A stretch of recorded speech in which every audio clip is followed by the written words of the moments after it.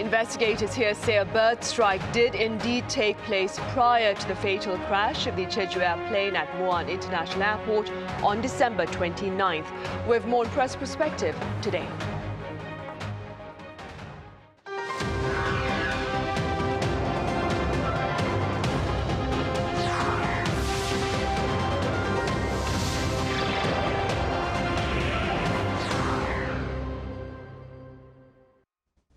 Welcome to Press Perspective for this Thursday, January 9th here in Seoul. I'm Min Sunhee.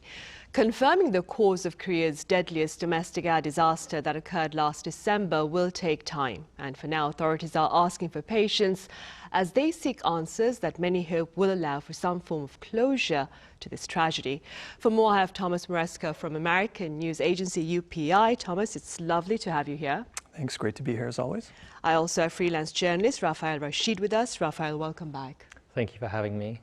Right, Thomas, first then, let's start off with how far investigators have gotten with identifying the cause of this tragic crash. As you mentioned, it's clearly going to take months and months at least before they can really answer that question. I mean, there's just been day by day incremental developments. As you also mentioned in the top of the program, they did announce that, they confirmed that a bird did strike the plane, and the Transport Ministry said today that they're actually sending some feathers and blood samples from one of the engines to a lab to be analyzed. Maybe that will just help identify what types of birds, how big the birds were, just maybe a tiny small piece. I mean, generally speaking, the US and South Korea have a joint investigative team on the ground. It's a 23-person team on the ground, and they've brought the engines into a hangar and investigating those. They're trying to do some, looking at debris and pieces that are still on the runway, some of the wings. The black boxes have been recovered. They processed the cockpit voice recorder. They've transcribed that. I guess that hasn't been released yet, but that will obviously be a big help in sort of piecing together what was going on inside the plane. The flight data recorder has been sent to Washington, so that is ready to sort of at least start extracting the data from that, and that's going to obviously also be another big piece. Beyond that, just more sort of extrinsic pieces. The Transport Ministry is in the midst of inspecting all of the Boeing 737-800 aircraft that are being operated by Korean Airlines, just to sort of check on those and their conditions and maintenance and safety regulations, and also doing an overview of navigation safety facilities at a bunch of airports nationwide. So trying to those are more preventive and maybe just trying to see if other factors that may have been caused. But again, we're talking a long term before any real solid answers. Right, we really are. But in the meantime, Raphael, there have been a number of possible explanations shared by a number of pundits, and some of these explanations are purely speculative, others are a bit more plausible. Do walk us through some of them. Yeah, several theories have emerged about what caused this devastating crash, with investigators considering a number of possibilities, if not a combination of multiple factors that led to this tragic outcome. And aviation experts have been focusing on, I think, three main areas. The bird strike that has now been confirmed, but also possible mechanical failures and issues, and questions about the airport's infrastructure and safety systems. I think what's particularly intriguing is that no single factor seems to fully explain what happened. The bird strike itself is significant, and we will probably see more details coming out in coming days. But many experts are questioning whether this alone could have led to such a catastrophic sequence of events. The aircraft's various safety and backup systems should have prevented such a complete failure. So we'll have to see. When it comes to more speculative theories, I mean, some have emerged. Some people are saying maybe deliberate interference with the aircraft system. But again, for now, I think these are purely speculations without any evidence. And more concrete developments with police investigating and interviewing airport and airline staff. So we'll hopefully see a bit more. But broadly speaking. Then there will also be the airport infrastructure, and the government has now mandated special training for all airlines regarding airports using elevated localizer structures. These are the structures that help to navigate the aircrafts. All in all, I think we have to wait and see. And even though the process might be slow or not, I think it's important to wait and find the full kind of conclusions before jumping to onto any speculations or allegations. Right, for sure, for sure. And Thomas, quite a number of experts, I understand, they've also raised quite a bit of question about some of the details of this crash, right? Yes, I mean, Raphael definitely touched on most of those. You know, it really is about piecing together kind of what happened between this, say, this bird strike, if that was the real inciting incident, and then just a few minutes later, the plane, you know, sliding along the runway and crashing into this embankment. And, you know, there have been questions about why wasn't the landing gear deployed? You know, what was damaged? Was the hydraulics damaged? Was the bird strike enough to, you know, cripple both engines? So, I mean, all of that is obviously yet to be determined. You know, a lot of attention has also been placed on some of the airport infrastructure, particularly this localizer embankment that was beyond the runway, about 250 meters or so at the end of the runway, and that's what the plane slammed into. And you know, a lot of aviation experts have questioned the safety of that. Some seemed surprised that it was there. Have questioned whether it was too close to the end of the runway. The airport and the transport ministry have pointed out that, you know, it's all been within regulations. They weren't doing anything untoward by it being there, but you know, that really has raised a lot of questions. I mean, you know, some have speculated or said that it wasn't the landing, it was the crash into this structure that was what caused all the devastation. You know, so could the plane have landed more safely if it didn't hit this hard structure? And you know, and I think in a lot of airports, these localizer navigation systems are in something that is a collapsible structure. They're not often seen to be these hard structures, and it's a question whether the pilot even knew that it was there or what type of structure, because it was covered in a sort of earthen outer shell and it was concrete pillars underneath. So that is, you know, also going to be just kind of looked into. And that question, I think in general about other airports, you know, safety measures in other airports with similar types of structures is going to come up. But that's certainly been a point of focus for a lot of speculation or discussion about the crash. Right. In the meantime, Raphael, how has the Korean government under acting President Choi Sang-mok been handling this aviation disaster? Yeah, I do believe the government's response has been overall quite swift and comprehensive. And I think it's obviously worth noting that this is occurring during an unprecedented time of political turmoil and uncertainty, with both the president and former acting president currently suspended following their impeachment votes. The new acting president, Choi Sang-mok, has established a joint investigation team that includes both authorities from Korea and the US and Boeing and several other agencies. And of the 2 black boxes recovered, as Thomas mentioned briefly, the cockpit voice recorder, the transcript has been complete, while the damaged flight recorder has been sent to the US for further analysis, and this could take a few months, up to 6 months, as I understand. The government itself has extended the closure of Muan Airport until January 14th to facilitate further investigation, and they've launched the special safety inspections of the Boeing 737-800s operated by Korean Airlines, and they're also conducting checks on navigation equipment at all 13 airports across the country.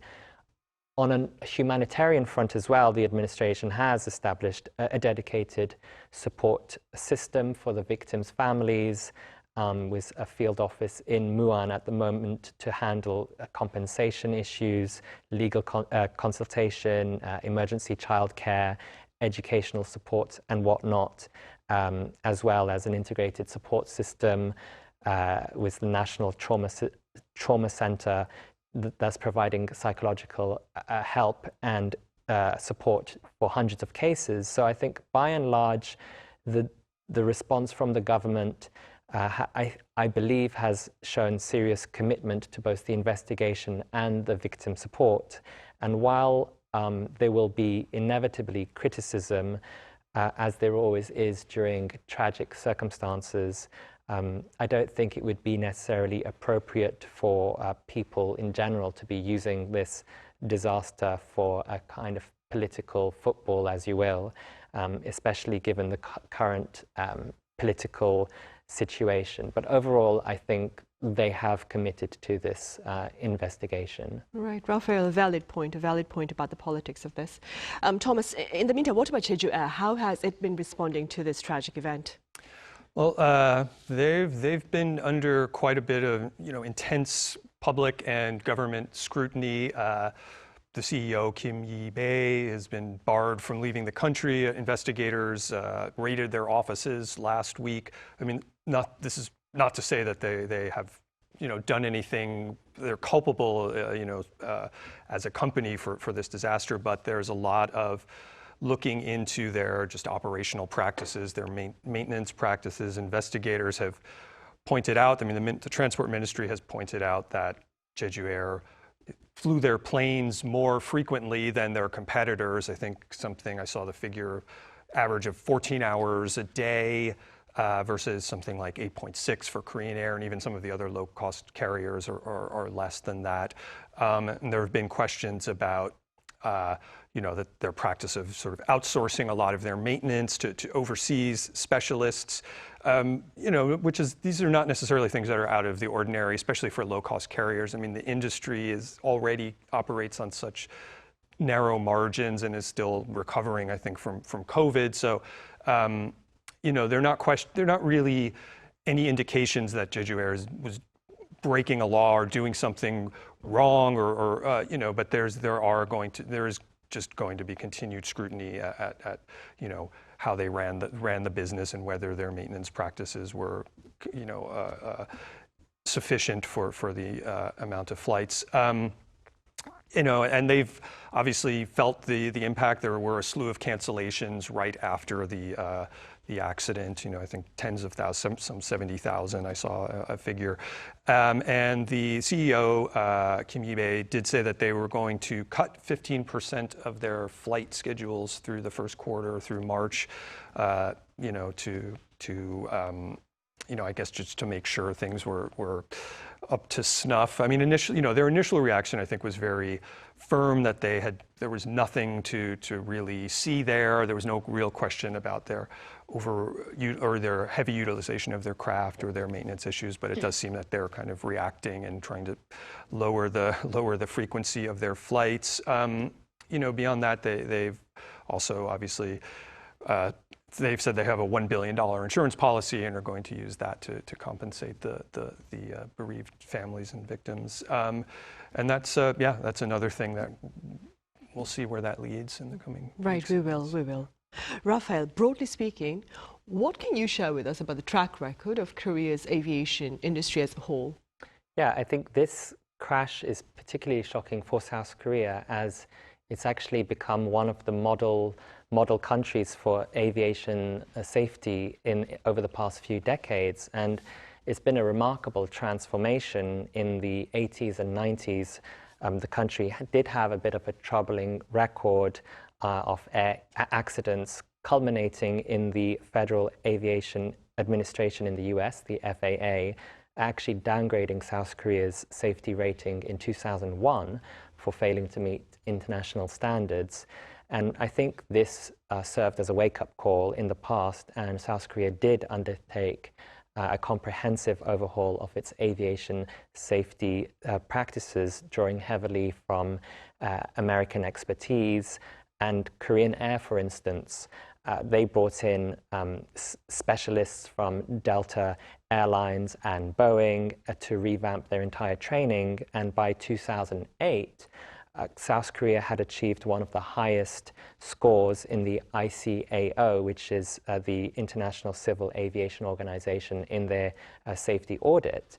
So until this tragedy, Jeju Air itself had never experienced any major accident in the 2 decades almost of its history. So the fact that this crash occurred at a smaller regional airport in Muan, which only resumed international travel after a 17-year hiatus, it may prompt reviews of these regional airports, potentially these secondary airports. But I think it's important to note that this accident, while devastating, represents an anomaly, I guess I could call it, in what has become one of the world's safest national aviation systems. So this does mark, it's a tragedy, of course, and it's a very significant one, a massive, a terrible loss of life. But I think it will, I guess, be a serious test for the safety systems of South Korea that it has built over the past 2 decades. Right. Thomas, authorities, they've also vowed to crack down on people who spread fake news or who share very disturbing, malicious, groundless comments about the victims of this latest tragedy. What have you been hearing? Yes, very sadly, this is not unique to Korea, but it certainly, we do see kind of sometimes an extreme version of it here, but there has been just an almost immediate sort of cyber defamation, misinformation outpouring after the crash, from posts that were sort of mocking the bereaved, saying they were enjoying having the compensation. One of the spokesmen for the victims' families was really targeted, a man named Park Han-shin, a representative for the families. They were sort of falsely implying that, his brother was on the plane, but some people online were saying that was not true, and he was an operative for the Democratic Party. So there already was this sort of bringing a political, side to this into it. And there was, a recording that kind of went viral of his daughter calling him and crying and trying to, tell him all the malicious stuff going online. I mean, there's been a lot of fake news, misinformation, there's active terrorism, other conspiracies. There was a false video of a firefighter dying on the runway. There's just been more than it seems you can count. I mean, and so, as you mentioned, authorities have already come out a number of times and said they're investigating. The number I saw most recently from the National Police Agency was they're investigating 163 cases. But who knows what the number is? It could be much more than that. I don't know, but that's what they're investigating. There have been a handful of arrests. Warrants have been served by, the various provincial agencies as well. It's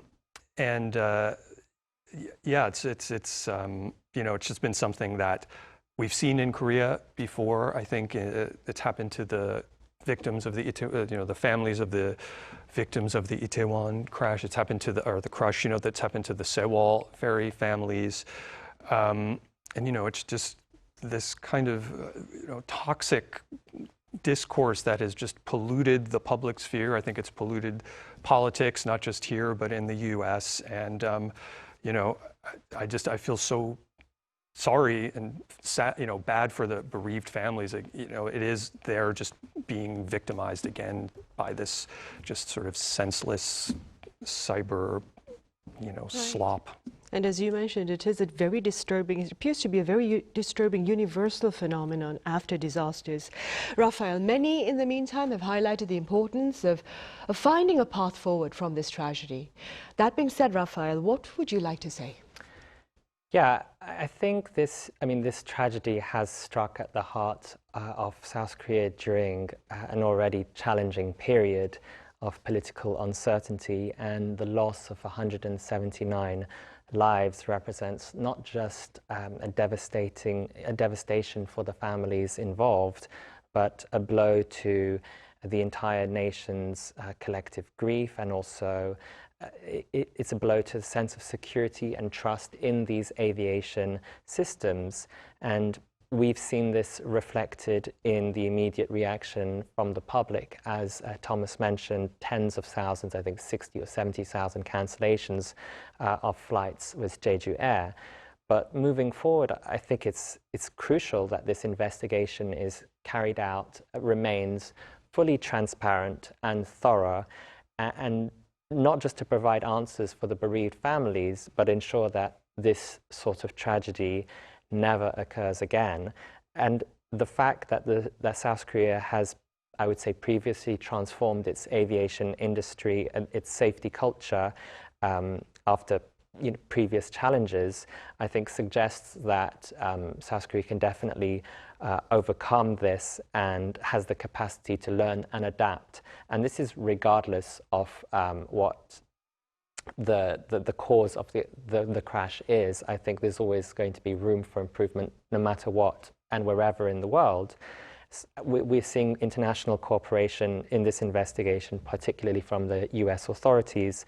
So I think this offers hope, or I hope it offers hope, that any systematic issues that are identified can help improve aviation industry, not only in South Korea, but around the world. And while it's worth noting that nothing can truly compensate the loss of life or ease the pain of those who lost their loved ones, I think ensuring concrete lessons are learnt and implementing these in the future to prevent any such accident will be key. So I think the only dignified thing to do at the moment is to find answers and prevent such a catastrophe from ever happening again. Right, of course, and to share those answers transparently. All right, Raphael, thank you so much for your time and your thoughts today. Thank you. And Thomas, as always, thank you very much for your insights. Thank you. Right, well, that is all the time we have for this edition of Press Perspective. We return same time tomorrow, that is Friday, so do join us then.